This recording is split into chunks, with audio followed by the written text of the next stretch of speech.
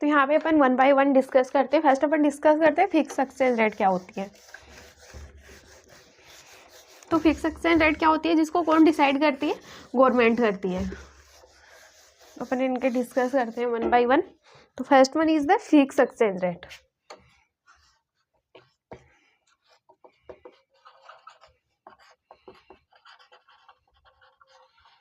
तो fix exchange rate क्या होती है, a rate which determine by government, जिसको कौन डिटरमाइन करता है, गवर्नमेंट करती है। तो यहाँ पे अपन क्या लिख सकते हैं, ए रेट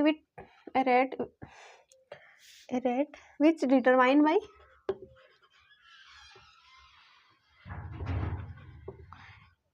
एक ऐसे रेट जिसको कौन डिटरमाइन करता है, गवर्नमेंट करता है। और गवर्नमेंट का पर्पज क्या होता है इसको डिटरमाइन करने का, सोशल वेलफेयर। तो इसका पर्पज क्या होता है, सोशल वेलफेयर, ज़्यादा से ज़्यादा वेलफेयर करना ही इसका पर्पज होता है। फिर अपन देखते हैं इसको हाउ टू डू। तो जो ये हमारी फिक्स एक्सचेंज रेट है वो हाउ टू डू, तो इसमें क्या होता है, गवर्नमेंट क्या करती है यहाँ पे, गवर्नमेंट मेंटेन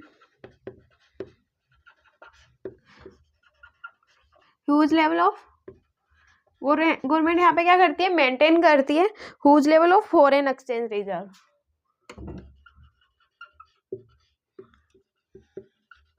जो फॉरेन एक्सचेंज रिजर्व है उनको गवर्नमेंट का क्या करती है, एक मेंटेन करती है। तो ये क्या होती है, तो पर इसके देखते हैं अपन मेरिट्स एंड मेरिट्स क्या होते हैं, डीमेरिट्स क्या है। तो अपन देखते हैं इसके मेरिट्स एंड इसके डीमेरिट्स। तो जो फिक्स एक्सचेंज रेट होता है तो इससे क्या एक स्टेबिलिटी होती है। तो यहाँ पे क्या होगा, first one is the stability in exchange rate. तो स्टेबिलिटी का होना भी बहुत ज़रूरी है, क्योंकि जब मार्केट में स्टेबिलिटी होगी तो ज़्यादा से ज़्यादा इन्वेस्टमेंट भी होगा। अपन समझेंगे, इसके एग्जाम्पल से समझते हैं। First one is the stability in exchange rate. Second one क्या होता है, अगर हमारी फिक्स एक्सचेंज रेट होती है तो हमारे इन्वेस्टमेंट भी इंक्रीज होते हैं। तो international investment increase, international investment increase.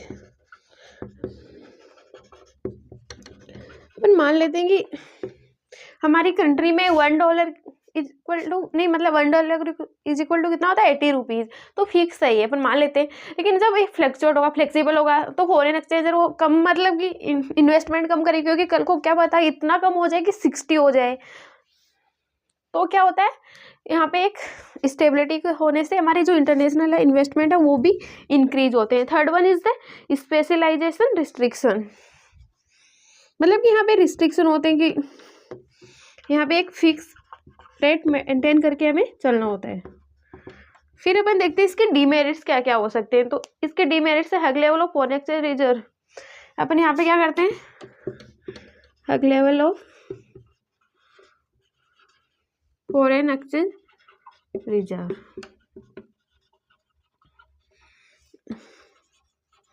यहाँ पे ज़्यादा से ज़्यादा क्या होते हैं, फॉरेन एक्सचेंज रिजर्व अपन उसको मेंटेन करते हैं। और ये फिक्स कैसे होता है, या तो अंडर वैल्यू होता है या फिर ओवर वैल्यू होता है।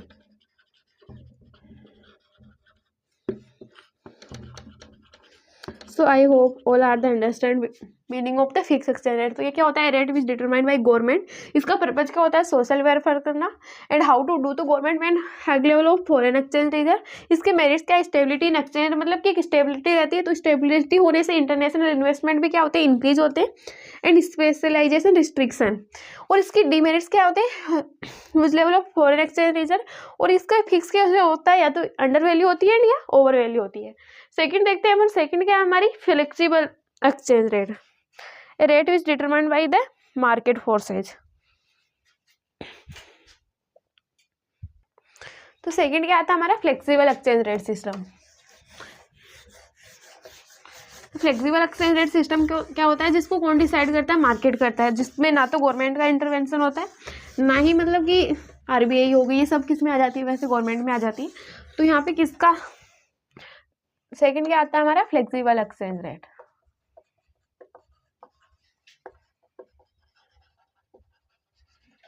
तो फ्लेक्सिबल एक्सचेंज रेट क्या हो गई, a rate which determined by market, a rate which determined by, एक ऐसे रेट जिसको कौन डिटरमाइन कर रहा है, market. On the basis of, किसके बेस पे होती है ये, सप्लाई एंड डिमांड के बेसिस पे होती है। तो ऑन द बेसिस ऑफ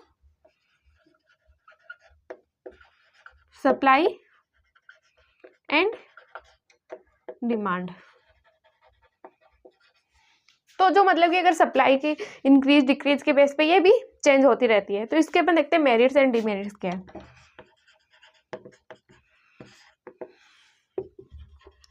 तो अगर ये सप्लाई एंड डिमांड के बेसिस पे रहती है तो हमारी इकोनॉमी में क्या होता है, इक्विलिब्रियम मेंटेन रहता है। तो यहाँ पे इसका क्या होगा, first one is the maintains equilibrium level, maintains equilibrium level.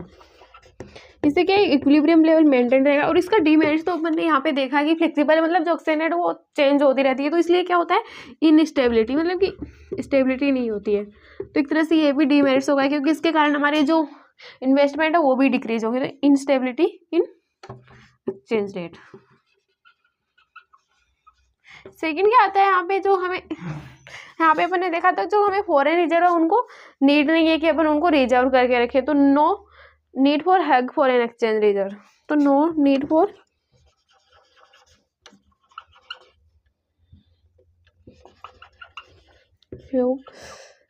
Foreign reserve,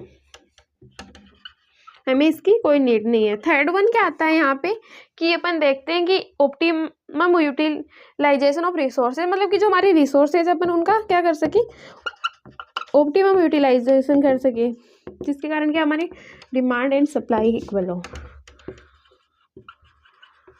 maintain equilibrium level के हम इसलिए यहाँ पे मेंटेन होता है इक्विलिब्रियम, क्योंकि हम देखते हैं कि हमारी डिमांड एंड सप्लाई क्या हो, इक्वल हो। तो एंड स्पेक्युलेट, और जो हमारे इसके कारण क्या होता है, इन्फ्लेशन क्रिएट होता है। तो सिचुएशन इन्फ्लेशनरी क्रिएट, तो जो ये सिचुएशन है क्या करती है, इन्फ्लेशन को क्रिएट करती है।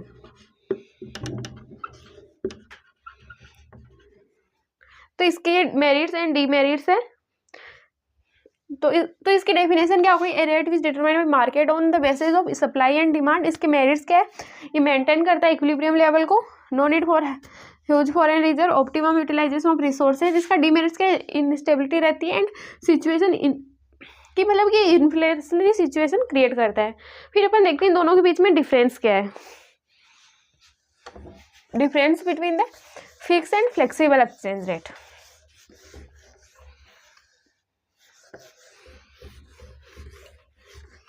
मैंने समझ लिया कि दोनों होते क्या है, लेकिन अपन फिर भी इनका एक बार डिफरेंस देखते हैं। तो difference between flexible exchange rate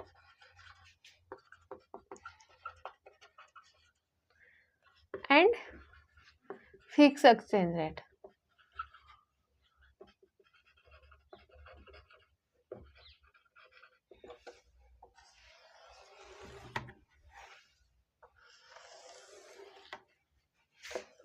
यहाँ पे क्या आ जाएगा, इनके बेसिस किस बेस पे हो रहा है। तो यहाँ पे क्या आएगा, fix exchange rate and second one क्या है हमारा, फ्लेक्सिबल एक्सचेंज रेट। तो इनका डिफरेंस देखते हैं अपन।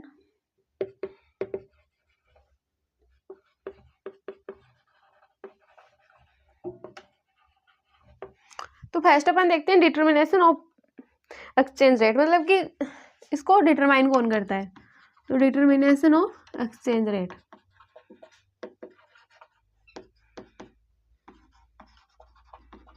जो हमारी फिक्स एक्सचेंज रेट है उसको कौन डिटरमाइन करता है, उसको गवर्नमेंट डिटरमाइन करती है। तो यहाँ पे क्या आएगा, first one is the government. इसको कौन डिटरमाइन कर रहा है, गवर्नमेंट डिटरमाइन कर रही है।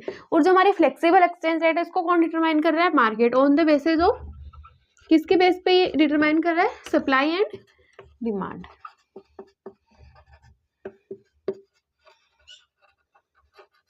तो जो फिक्स एक्सचेंज है उसको गवर्नमेंट डिटरमाइन कर रही है एंड इसको कौन कर रहा है,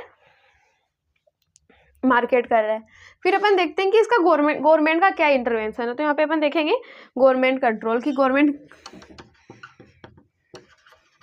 का क्या रोल है। तो जो हमारा फिक्स एक्सचेंज रेट है उस पर तो क्या गवर्नमेंट का फुल्ली कंट्रोल है।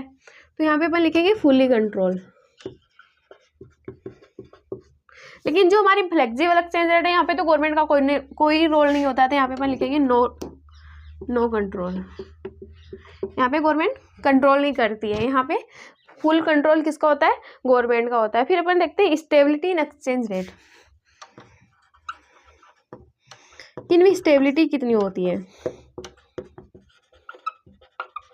मतलब कि स्टेबिलिटी मतलब कि बार बार चेंज नहीं होती है। तो यहाँ पे तो स्टेबिलिटी होती है, यहाँ पे क्या होती है, जो एक्सचेंज रेट होती है वो फिक्स होती है, और यहाँ पे क्या होती है, इनस्टेबिलिटी, मतलब कि यहाँ पे स्टेबल नहीं होती है रेट, वो ऊपर नीचे होती रहती है। तो यहाँ पे क्या होता है, स्टेबिलिटी एंड इनस्टेबिलिटी। फिर अपन देखते हैं फॉरेन एक्सचेंज रिजर्व।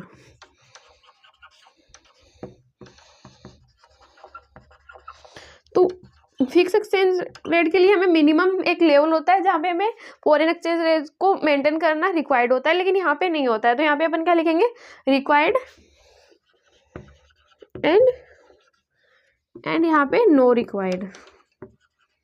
तो ये कितने हो गए, 4 डिफरेंस हो गए। Exchange rate, government control, third stability in exchange, and fourth one is the foreign exchange reserve. फिर अपन और भी इनके 1-2 डिफरेंस और है, अपन उसके बारे में बात करते हैं। फिफ्थ इज द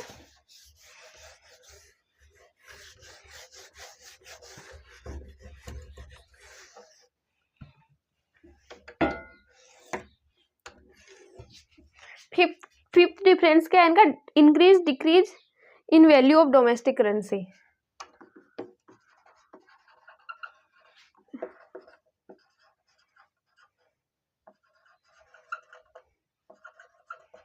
इंक्रीज और decrease in value of domestic currency,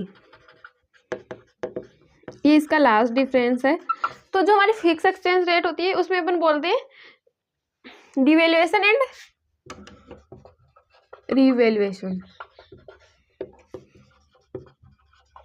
जो हमारी करेंसी है अगर वो कम होती है अपन उसको बोलते हैं डिवेल्युएशन, अगर वो इंक्रीज होती है तो अपन उसको बोलते हैं रिवैल्यूएशन। और यहाँ पे अपन बोलेंगे फ्लेक्सिबल एक्सचेंज रेट में डेप्रिसिएशन इन द करेंसी, कि हमारी करेंसी कम हुई है, depreciation in the currency. And अगर हमारी करेंसी इंक्रीज हुई है, करेंसी की वैल्यू, तो अपन क्या बोलेंगे, appreciation in the currency.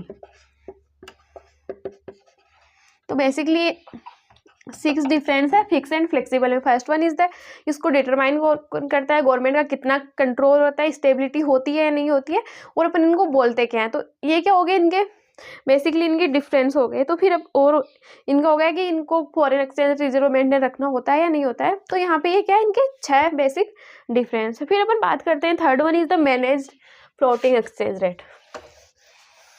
Third one कौन सी है हमारी, मैनेज्ड फ्लोटिंग एक्सचेंज रेट।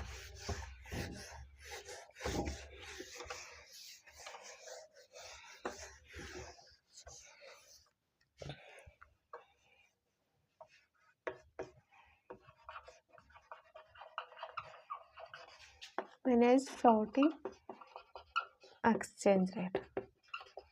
तो जो ये रेट होती है उसको कौन डिटरमाइन करता है, इसको डिटरमाइन करता है बोथ आर द, मतलब कि मार्केट आ जाता है एंड आरबीआई। तो ये रेट इज डिटरमाइन बाई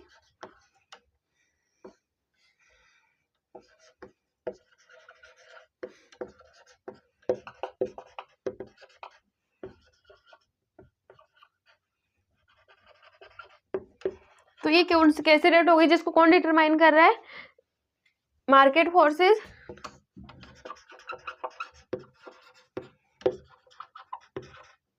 और आरबीआई भी इसको, तो बोथ आर द इंक्लूडेड। तो एंड आरबीआई इंटरवेंशन, यहाँ पे आरबीआई भी होती है एंड मार्केट फोर्सेस होता है। तो वो कौन सी रेट होती है, मैनेज फ्लोटिंग एक्सचेंज रेट। तो फिक्स एक्सचेंज रेट होगी उसको कौन मेंटेन करता है, गवर्नमेंट। सेकंड आती है फ्लेक्सिबल एक्सचेंज रेट, जिसको कौन मेंटेन करता है, उसको करती है मार्केट। थर्ड वन आता है floating exchange rate, managed floating exchange rate, जिसको कौन मेंटेन करता है, मतलब कि बोथ आर द इंक्लूडेड। तो इसको कौन करेगा, मार्केट फोर्सेस भी करेगी और आरबीआई भी मेंटेन करेगी। तो अभी हमने एक कॉन्सेप्ट पढ़ा है एप्रिसिएशन एंड डेप्रिसिएशन। तो अपन बात करते हैं कि वो होते क्या है। तो अपन बात करेंगे currency depreciation versus currency appreciation, currency depreciation versus currency appreciation. Currency depreciation क्या होता है, डेप्रिसिएशन क्या होता है, तो अपन इन दोनों के बारे में 1 बाय 1 बात करेंगे। फर्स्ट अपन बात करते हैं करेंसी डेप्रिसिएशन के बारे में। करेंसी डेप्रिसिएशन क्या होता है, करेंसी डेप्रिसिएट होना क्या होता है। मतलब कि अपन एग्जाम्पल मान लेते हैं कि हमारी करेंसी की वैल्यू डिक्रीज होना, तो ये क्या हो जाता है हमारे लिए, decrease in value of currency. तो ये क्या हो गया, decrease in value of currency. तो ये क्या हो गया, डेप्रिसिएशन होना। जैसे अपन एग्जाम्पल मान लेते हैं कि अकाउंट्स में आपने पढ़ा होगा ना कि डेप्रिसिएशन क्या होता है, कि हमारी ये लैंड है, अपन मान लेते हैं लैंड पे नहीं होता, ये बाकी जितनी भी फिक्स असेट्स है, जैसे कि अपन मान लेते हैं एक मशीनरी है जो अभी अभी अभी अपने परचेज किया 1 लाख में, लेकिन अपन कुछ टाइम के बाद उसको सेल कर रहे हैं तो वो उसकी वैल्यू डिक्रीज हो जाती है, तो वो क्या होता है, डेप्रिसिएशन। तो ऐसे ही यहाँ पे करेंसी की वैल्यू भी डिक्रीज होना क्या हो जाता है, डेप्रिसिएशन। तो अपन मान लेते हैं कि हमारी जो करेंसी है उसकी वैल्यू है 77, $1 is equal to 77 rupees. But फिर क्या होता है, $1 की वैल्यू, डॉलर की वैल्यू क्या इंक्रीज हो जाती है, तो हमारी करेंसी की वैल्यू फिर हो जाती है 79 रुपीज। मतलब कि अब हमारी करेंसी की वैल्यू है, अगर हमें अब कितनी हो रही है, 79। तो अपन एग्जाम्पल से समझते हैं, मैं यूएसए में गई हूँ और मुझे वहाँ समोसे खाना है, I want to eat the samosa, तो अब उसके लिए मुझे पे करना पड़ रहा है 77 रुपीज़, मैं मान लेती हूँ। फिर क्या होता है कि डॉलर की वैल्यू इंक्रीज हो जाती है और हमारी करेंसी की वैल्यू क्या हो जाती है, डेप्रिसिएट हो जाती है। फिर मैं यूएसए में जा रही हूँ, मैं समोसा खा रही हूँ, मान लेते हैं हमारी करेंसी की वैल्यू डेप्रिसिएट, तो हम अब हमें पे करने पड़ रहे हैं 79 रुपीज़। तो एक तरह से क्या हो गई, हमारी वैल्यू क्या हो गई, कम हो गई। तो यहाँ पे क्या हो रहा है, पहले मैं 77 पे कर रही थी, अब मैं 79 पे कर रही हूँ, तो this is the value of the increase. अब अपन इसके देखते हैं इसके अफेक्ट क्या हो सकते हैं, अफेक्ट ऑफ डेप्रिसिएशन करेंसी। तो अपन देखते हैं इसके अफेक्ट क्या हो सकते हैं, affect of depreciation domestic currency. मतलब कि हमारे कंट्री में अगर हमारी जो डोमेस्टिक करेंसी है वो अगर डेप्रिसिएट हो जाती है तो उसके इफेक्ट क्या होते हैं। तो अफेक्ट ऑफ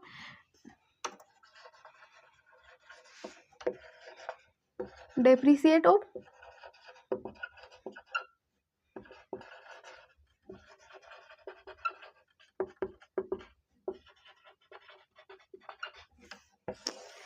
तो इसके कारण क्या हो जाता है, एक तो फर्स्ट वन इज द कि इंक्रीज इन एक्सपोर्ट्स, जो हमारे एक्सपोर्ट्स हैं वो क्या हो जाते हैं, इंक्रीज हो जाते हैं, लेकिन जो हमारे इंपोर्ट्स हैं वो क्या हो जाते हैं, डिक्रीज हो जाते हैं। तो डिक्रीज इन इंपोर्ट्स, इसको चलो अपन एक एग्जांपल से समझते हैं कि एक्सपोर्ट्स क्यों इंक्रीज हो जाते हैं एंड जो हमारे इंपोर्ट्स है वो क्यों डिक्रीज हो जाते हैं। अपन मान लेते हैं एक एग्जांपल से कि पहले हमारी $1 इज इक्वल टू वैल्यू थी 77, अब वैल्यू हो गई हमारी 79। तो यूएसए वाले वो पहले जो मतलब कि कुछ 77 में जितना सामान मिल रहा था $1 के, मतलब कि वो 77 में उनको कुछ मिल रहा था, अब उनको उसी $1 के बदले में कितने पैसे का सामान मिल रहा है, 79 का। तो उनके तो यहाँ पे क्या हो गया, 2 रुपीज़ इंक्रीज हो गए, मतलब कि उनकी करेंसी इंक्रीज हुई, तो उनके लिए तो ये ज़्यादा हेल्पफुल है। मैं एक एग्जांपल से समझाती हूँ आपको कि हमारे, चलो अपन मान लेते हैं कि हमारी कंट्री में 77 का एक समोसा मिल रहा है, ऐसा है नहीं, करंटली 15 का मिल जाता है, लेकिन 2 रुपीज़ में हमें उसके साथ में एक टोमेटो सॉस भी फ्री मिलता है, 2 रुपीज़ का है। अगर हम अकेला समोसा लेंगे तो हमें कितना पे करना पड़ेगा, 77, और फिर हमें अगर समोसा भी लेना पड़ेगा तो हमें कितना एक्स्ट्रा कितना देना पड़ेगा, 2 रुपीज़। तो यूएसए वाले हैं उन्होंने $1 दिया है, उसके बदले में कितना उन्हें क्या मिल रहा है, एक समोसा मिल रहा है $1। फिर क्या हुई है, हमारी रुपीज़ की वैल्यू डिक्रीज हो गई, मतलब कि $1 इज इक्वल टू 79। फिर उन्होंने अगर $1 दिया तो उनके एक समोसा भी मिल रहा है प्लस टोमेटो सॉस भी मिल रहा है, क्योंकि इन दोनों की वैल्यू कितनी होगी, 79। तो वो क्या करेंगे, ज़्यादा से ज़्यादा परचेज करना चाहेंगे, तो इंक्रीज इन द एक्सपोर्ट्स। फिर अपन देखते हैं कि सेकंड वन क्या आता है हमारा, डिक्रीज इन एक्सपोर्ट्स, कि एक्सपोर्ट्स हमारे क्या हो गए, डिक्रीज हो गए। मतलब कि हमें पहले 77 रुपीज़ देने पड़ रहे थे $1 जितना सामान यूएसए से लेने के लिए, अब हमें उतना ही सामान लेने के लिए कितना देने, 79 रुपीज़ देने पड़े। तो इसलिए हम इतना एक्सपोर्ट ही नहीं करेंगे, क्योंकि हम हमारे इंपोर्ट्स को कम कर देंगे, एक्सपोर्ट क्या हो जाएंगे, ज़्यादा हो जाएंगे। तो एक्सपोर्ट ज़्यादा होने से क्या होता है कि हमारी कंट्री से सामान ज़्यादा जा रहा है, तो इसके कारण क्या हो जाता है, हमारी नेशनल इनकम भी इंक्रीज हो जाती है। तो increase in national income.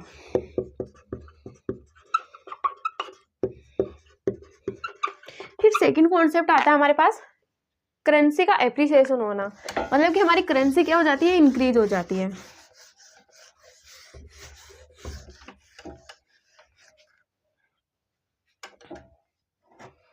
Currency appreciation,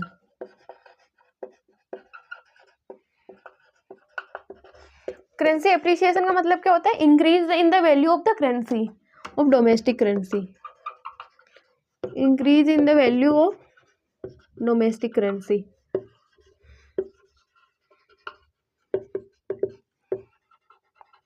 पहले $1 की वैल्यू थी 77, बट वो कितनी हो गई अभी, हमारी करेंसी एप्रिसिएट हो गई 75। तो इसके इफेक्ट क्या हो सकते हैं, अपन इसके इफेक्ट के बारे में बात करते हैं।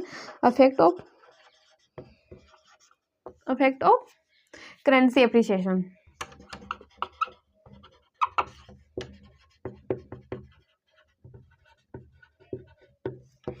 इसके कारण क्या होगा, हमारे जो एक्सपोर्ट्स हैं वो डिक्रीज होंगे,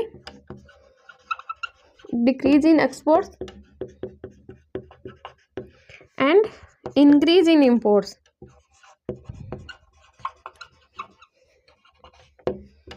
बट क्या होगी, हमारी नेशनल इनकम डिक्रीज हो जाएगी इसके कारण। Third one is the decrease in national income, decrease in national income. अपन इसको भी समझते हैं कि ऐसा होता क्यों है, वन बाय वन। तो इसका एग्जाम्पल ले लेती हूँ मैं। पहले अपन मान लेते हैं $1 की 77 रुपीज़ थी, फिर जो कितनी वैल्यू हो गई है, $1 इज इक्वल टू 75, मतलब कि हमारी रुपीज़ की वैल्यू इंक्रीज हो गई। तो अपन मान लेते हैं कि हमारी कंट्री इंडिया में एक समोसा मिल रहा है, अपन मान लेते हैं इस बार ये 75 का मिल रहा है, और इसके साथ एक सॉस, अगर अपन एक सॉस के पाउच लेंगे तो वो कितना का आएगा, 2 रुपीज़ का। तो जो एक यूएसए का इंसान है वो इंडिया में आके एक समोसा ले रहा है एंड उसको एक सॉस भी मिल रहा है, तो उसको कितने पे करने पड़ रहे हैं, 77। फिर क्या हो जाती है, हमारी वैल्यू इंक्रीज हो जाती है।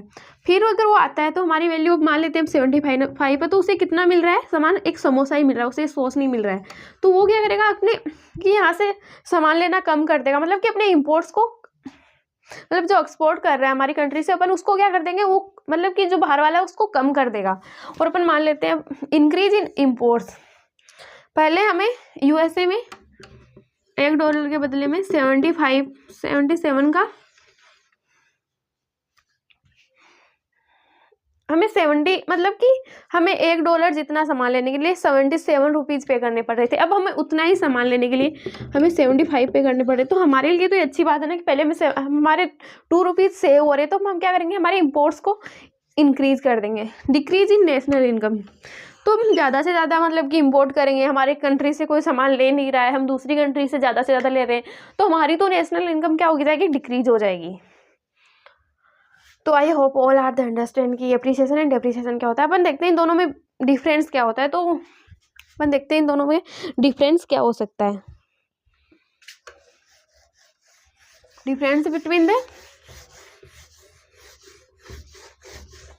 एप्रिसिएशन एंड डेप्रिसिएशन, तो मैं आपको ऐसे ही समझा देती हूँ। First one is the meaning.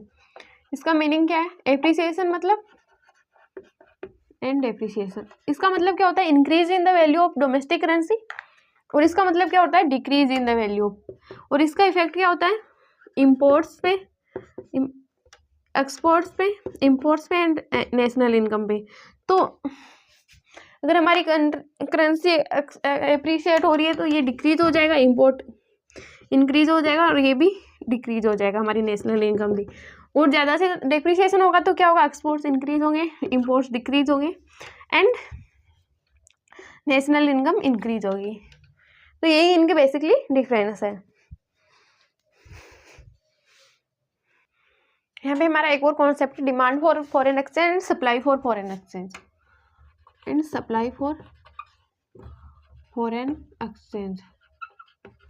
इसको अपन बोलते हैं इनफ्लो एंड इसको अपन बोलेंगे इनफ्लो एंड इसको अपन बोलेंगे आउटफ्लो। तो अपन मान लेते हैं कि अपन आउटफ्लो मतलब कि अपन क्या, टूरिज्म कोई हमारे कंट्री में आ रहा है तो ये क्या हो गया आउटफ्लो। एंड हमें कहीं बाहर से गिफ्ट्स मिल रहे हैं तो गिफ्ट्स एंड ग्रांट्स, दूसरे कंट्री वाले हमें क्या गिफ्ट्स दे रहे हैं तो गिफ्ट्स एंड ग्रांट्स कहाँ से मिल रहे हैं, हमें बाहर से मिल रहे हैं तो gifts and grants to abroad, मतलब कि हमें बाहर से मिल रहे हैं तो gifts and grants to abroad. And third one is देख, इसका थर्ड वन क्या हो गया, gift assets acquire, assets acquire and payments of goods and services, मतलब जो हम गुड्स एंड सर्विस दे रहे हैं उसके बदले में क्या हो रहा है, पेमेंट हो रहा है, तो payments of goods and services. And last one क्या आएगा इसमें कि रीपेमेंट ऑफ इंटरनेशनल लोन्स, जो हमारे लोन्स है अपन उसको क्या कर रहे हैं, रीपेमेंट कर रहे हैं, तो रीपेमेंट ऑफ इंटरनेशनल लोन्स। और जो सप्लाई फॉर फॉरेन एक्सचेंज है उसमें क्या आएगा, इसमें आएगा कि exports of goods and services, अपन क्या कर रहे हैं, एक्सपोर्ट कर रहे हैं गुड्स एंड सर्विस को, गुड्स एंड सर्विस के मतलब कि अपन सप्लाई कर रहे हैं। और यहाँ पे क्या कर रहे थे अपन कि इम्पोर्ट कर रहे थे, लेकिन यहाँ पे क्या कर रहे हैं अपन एक्सपोर्ट कर रहे हैं। एंड फॉरेन इन्वेस्टमेंट, अपन क्या कर रहे हैं, बाहर इन्वेस्टमेंट कर रहे हैं, फॉरेन इन्वेस्टमेंट। एंड ज़्यादा से ज़्यादा मतलब कि अपन इन्वेस्टमेंट कर रहे हैं फॉरेन कंट्री में। एंड स्पेकुलेशन, मतलब कि एक स्पेकुलेटिव मतलब कि मेंटेन रखना कैश बैलेंस को। And fourth one is the क्या आएगा, loans from rest of the world, loans from rest of the world. And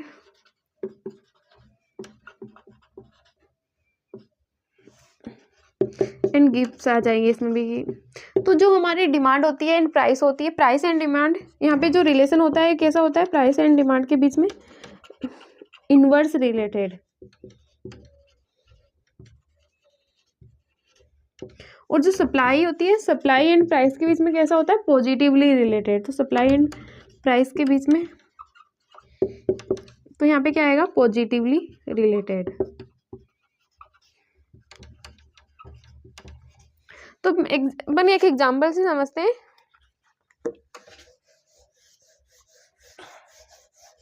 कि फॉरेन कंट्री में अगर कि जो फॉरेन कंट्री मतलब कि डॉलर की वैल्यू डिक्रीज हो रही है तो हम क्या करेंगे, डिमांड को इंक्रीज कर देंगे। मतलब कि पहले मान लेते हैं कि $1 इज इक्वल टू था 70, फिर मान लेते हैं कि डॉलर की वैल्यू क्या डिक्रीज हो गई है, मान लेते हैं कि डॉलर की वैल्यू अब मान लेते हैं कि ये कितनी हो गई, अपन मान लेते हैं 65 हो गई, तो अपन क्या करते हैं, क्वांटिटी को इंक्रीज कर देंगे। फिर मान लेते हैं 60 होगी तो अपन और ज़्यादा इंक्रीज कर देंगे। तो ये ग्राफ में कैसा होता है, one side is the price and other side is the quantity. मतलब कि यहाँ पे क्या होता है कि अपन एक ही वैल्यू इंक्रीज करते हैं, मतलब कि यहाँ पे अपन मान लेते हैं प्राइस है एंड यहाँ पे डिमांड है। तो यहाँ पे हमारे पास कितनी थी, 1 2 एंड 3, प्राइस कितनी है हमारे पास 60 65 एंड 70। तो अपन 70 पे कितना कर रहे हैं, अपन एक की डिमांड कर रहे हैं, फिर 65 पे अपन 2 की डिमांड कर रहे हैं, फिर 60 पे अपन 3 की डिमांड कर रहे हैं। तो यहाँ पे क्या होता है, both are the inversely related. और यहाँ पे क्या होता है कि यहाँ पे पॉजिटिवली रिलेटेड होता है कि अगर पहले 70 था तो अपन फिर ये अगर ये डिक्रीज हो गया तो यहाँ पे अपन भी क्या करते हैं, यहाँ पे अपन मान लेते हैं ये 4 है तो फिर अपन भी यहाँ पे डिक्रीज कर देंगे। फिर ये 60 है तो यहाँ पे ये 2 हो जाता है। तो इसका ग्राफ कैसे होता है, अपवर्ड स्लोपिंग। तो ये क्या होता है, पॉजिटिवली रिलेटेड। फिर हम एक और कॉन्सेप्ट की बात करते हैं, price determination of exchange rate की। जो एक्सचेंज रेट है उसमें प्राइस डिटर्मिनेशन कैसे होता है। तो price determination of exchange rate,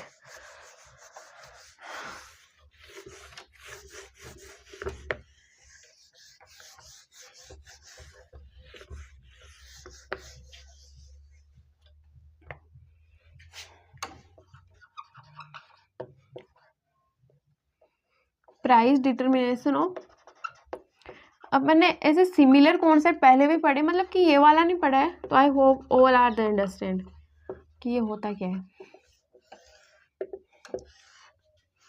ये क्या हमारा डीडी कर्व एंड ये क्या हमारा सप्लाई कर्व। थोड़ा सा इसको अपन बड़ा बना लेते हैं, सो वी आर हेल्प।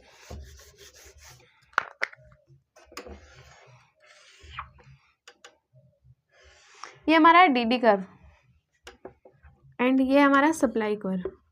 तो जो ये है जहाँ पे दोनों एक दूसरे को कट करते हैं, वो क्या होता है, एक इक्विलिब्रियम पॉइंट होता है जहाँ पे अपन क्या कर सकते हैं, अपनी प्राइस को डिटरमाइन करते हैं। तो यहाँ पे क्या होता है, अपन इस लेवल को अपन क्या बोलेंगे, इक्विलिब्रियम। फिर अपन मान लेते हैं कि हमारी सप्लाई क्या हो जाती है, फिर अपन मान लेते हैं कि हमारी सप्लाई इंक्रीज हो जाती है, और या फिर अपन मान लेते हैं हमारी डिमांड इंक्रीज हो जाती है।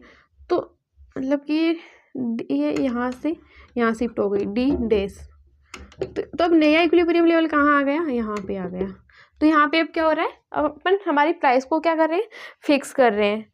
तो यहाँ पे क्या होता है कि जहाँ पे दोनों एक दूसरे को कट कर रहे हैं, वहाँ पे क्या होता है, डिटरमाइन कर। फिर अपन मान लेते हैं कि हमारी सप्लाई भी इंक्रीज हो गई, तो ये मतलब कि यहाँ से जा रहा है, अपन मान लेते हैं। तो अब इस पॉइंट पे ये डिटरमाइन हो रहा है, पहले इस पे हो रहा था, अब इस पे हो रहा है। तो यहाँ पे क्या होता है, जहाँ पे दोनों एक दूसरे को कट करते हैं, तो उस पॉइंट पे क्या होता है, अपन क्या करते हैं, हमारी प्राइस को डिटरमाइन करते हैं एक्सचेंज रेट में। हम एक और कॉन्सेप्ट के बारे में बात करते हैं, और जो वो क्या है, इस चैप्टर नंबर 5 का लास्ट कॉन्सेप्ट है, तो उसका नाम है फॉरेन एक्सचेंज मार्केट। ये हमारी क्या था, फॉरेन एक्सचेंज रेट। तो इसमें ये लास्ट कॉन्सेप्ट है फॉरेन एक्सचेंज मार्केट। तो जो हमारा फॉरेन एक्सचेंज मार्केट होता है वो 2 टाइप्स का होता है, one is the spot market and other one is the forward market.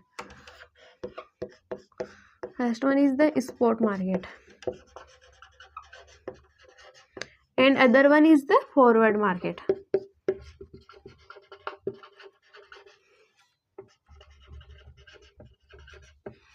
तो अपन बात करते हैं दोनों के बारे में one by one, spot market क्या होता है एंड फॉरवर्ड मार्केट क्या होता है। तो फर्स्ट अपन बात करते हैं स्पॉट मार्केट के बारे में। स्पॉट मार्केट एक ऐसा मार्केट होता है जहाँ पे क्या होता है कि इमीडिएटली अपन क्या कर रहे हैं, हमारे रिसिप्ट एंड पेमेंट को डिटरमाइन करते हैं। तो यहाँ पे spot market refers to the market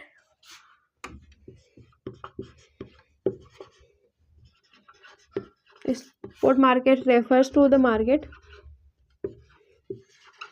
ये एक ऐसा मार्केट है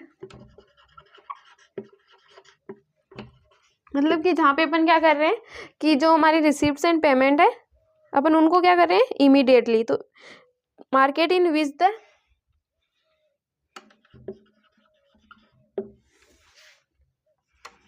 जो हमारे रिसिप्ट्स एंड पेमेंट है, तो यहाँ पे क्या होता है, spot market refers to the market in which the receipts and payment are made immediately. आपने इसे कई बार सुना भी होगा ना कि ऑन द स्पॉट, मतलब कि ये क्या होता है, इमीडिएटली अपन क्या कर रहे हैं यहाँ पे उसको बना रहे हैं। तो स्पॉट मार्केट एक ऐसा मार्केट हो गया है जहाँ पे spot market refers to the market in which the receipts and payments are made immediately, जहाँ पे अपन क्या करें, हमारे रिसिप्ट्स एंड पेमेंट्स को इमीडिएटली मेड कर रहे हैं। तो ये क्या होगा, स्पॉट मार्केट। सेकेंड क्या आता है हमारे पास, फॉरवर्ड मार्केट। तो अपन इसका एग्जाम्पल से समझते हैं होता क्या है। स्पॉट मार्केट मतलब कि मुझे कोई चीज़ लेनी है, $1 वो 80 रुपीज़ की आती है मान लेते हैं, लेकिन मुझे वो आज नहीं चाहिए, मुझे 2 डेज के बाद में चाहिए। तो मान लेते हैं कि ये वैल्यू 80 से 82 हो गई, तो हमें क्या करना पड़ रहा है, फिर उसके लिए 82 ही पे करना पड़ता है। तो वो क्या होता है, स्पॉट मार्केट।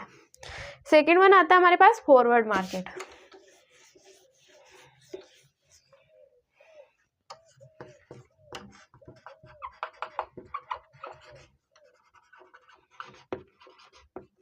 यहाँ पे क्या होता है कि जो हमारी अपन मान लेते हैं कि आज मान लेते हैं कि ये 15 फेब को जो हमारी $1 की वैल्यू है वह है 82 रुपीज़, लेकिन हमें कोई चीज़ वो चाहिए, कब चाहिए हमें, वो चाहिए 23 मार्च। तो हमें थोड़ा सा ऐसा डर सा रहता है कि हमें आज ही 82 में मिल रही है, कल को पता नहीं 85 में हो जाए या 75, कम भी हो सकते हैं। लेकिन हम क्या करना चाहते हैं, हम रिस्क नहीं लेना चाहते। तो मतलब मान लेते हैं कि अब तो ये 85 हो सकती है या फिर ये 79 हो सकती है 3 मार्च को। तो अपन यहाँ पे क्या करते हैं कि पहले से ही अपन कॉन्ट्रैक्ट कर लेते हैं कि मुझे ये मेरे को 3 मार्च को चाहिए, लेकिन मैं इसके लिए उतना ही पे करूँगा जो आज की वैल्यू, मतलब कि मैं $1 = 82 रुपीज़ ही पे करूँगा। तो ये क्या होता है, फॉरवर्ड मार्केट, जहाँ पे अपन पहले ही क्या कर लेते हैं, कॉन्ट्रैक्ट कर लेते हैं, डील कर लेते हैं, तो अपन उसको बोलते हैं फॉरवर्ड मार्केट। तो ये कैसा मार्केट हो गया, जहाँ पे अपन फ्यूचर के मतलब कि अपन आज ही अपन उसको डिसाइड कर लेते हैं कि फ्यूचर के लिए कि हमें ये इतने में चाहिए, लेकिन आज अपन पहले ही से ही उसको एक जो आज की अमाउंट अपन वो पे करने के लिए रेडी हो जाते हैं कि अपन फ्यूचर में रिस्क नहीं लेना चाहते। तो वो क्या होता है हमारे लिए फॉरवर्ड मार्केट। तो अपन लिखते हैं इसकी डेफिनेशन क्या होती है फॉरवर्ड मार्केट की। तो फॉरवर्ड मार्केट क्या होता है, forward market refers to the market, एक ऐसा मार्केट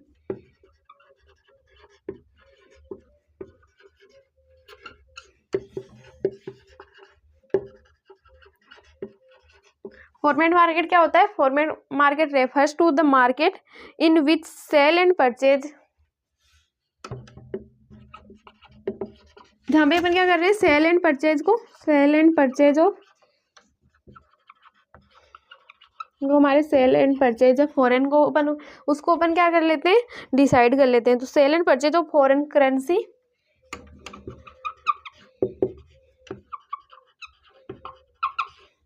इज सेटल्ड ऑन, अपन क्या कर लेते हैं, फ्यूचर के लिए प्रेजेंट में ही सेटल कर लेते हैं, a specific future date on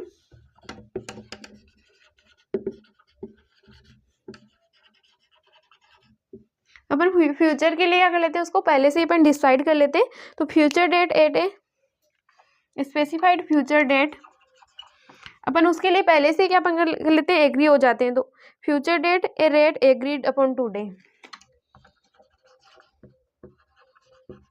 future के लिए अपन आज की रेट के लिए पहले से ही क्या कर लेते हैं, कॉन्ट्रैक्ट सेटल कर लेते हैं, उसको अपन बोलते हैं forward market. And the exchange rate quoted in forward transaction, the exchange rate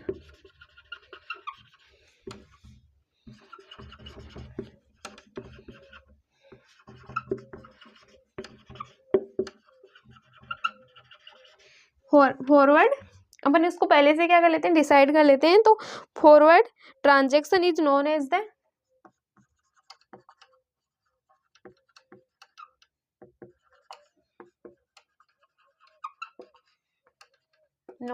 the forward market. You read the definition in twice, तो एक बार अपन समझते हैं साथ में क्या होता है। तो forward market refers to the market in which sale and purchase of foreign currency is settled on specified future date a rate agreed upon today, मतलब कि फ्यूचर की डेट के लिए अपन आज ही उसके लिए एक स्पेसिफाइड रेट देने के लिए अपन रेडी हो जाते हैं। The exchange rate quoted in forward transaction known as forward market.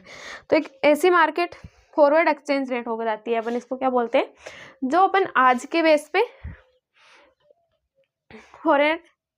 Forward exchange rate. तो एग्जाम्पल से अपने समझा कि अपन एक रिस्क नहीं लेना चाहते, अपन देखते हैं कि 31 को पता नहीं है डॉलर की वैल्यू इंक्रीज हो जाए या डिक्रीज हो जाए, तो अपन आज के लिए अपन इसको एक कॉन्ट्रैक्ट के रूप में डील कर लेते हैं। तो this is the last part of the chapter number 5 and so this is the last parts of today's class and chapter number 5। तो इसका लास्ट पार्ट्स क्या है, spot market and forward market. तो I hope all are the understand कि spot market क्या होता है and forward market क्या होता है। स्पॉट मार्केट क्या होता है, जो मेड करता है पेमेंट्स एंड रिसिप्ट को इमीडिएटली, एंड फॉरवर्ड मार्केट क्या होता है, जो अपन पहले से कॉन्ट्रैक्ट कर लेते हैं। तो I hope all are the understand कि होता क्या है। तो अपन देखते हैं कि आज की क्लास में अपन ने क्या क्या समझा है।